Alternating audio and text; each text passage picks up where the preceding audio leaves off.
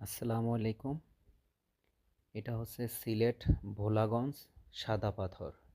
এখানে এক সাইডে লেখা আছে এই সীমানাটার বাংলাদেশ, আর অপর সাইডে লেখা আছে ইন্ডিয়া।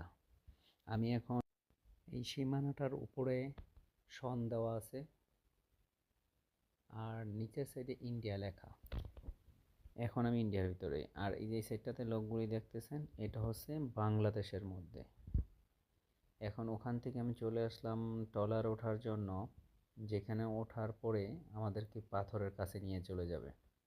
এই ধরনের আমি ট্রলারে উঠে পড়েছি। ট্রলার থেকে যে ধু পাহাড়গুলি দেখা যাচ্ছে, সেই পাহাড়ের নিচেই অনেক পরিমাণ পাথর। সেই পাথরই আমাদের বাংলাদেশে ধেয়ে ধেয়ে আসে, আর সেই পাথর দেখতেই শত শত হাজার হাজার মানুষ আসে। এই যে দেখেন, আমি পাথরের কাছে চলে আসলাম, এবং পাথরের কাছে হাঁটতে হলে বুঝে শুনে হাঁটতে হয়। যেমন পাথর উঁচু নিচু, তেমনই আবার স্রোত, দোনোটাকেই কন্ট্রোল করে বুঝে শুনে চলতে হয়।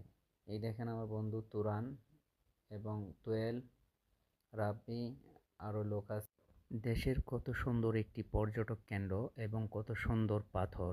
এই পর্যটক কেন্দ্রগুলিকে ধ্বংস করার জন্য কিছু চাঁদাবাজ উঠে পড়ে লাগছে এবং বিলীন হয়ে যাচ্ছে আমাদের মাঝ থেকেই পরিবেশ পরিস্থিতিগুলি।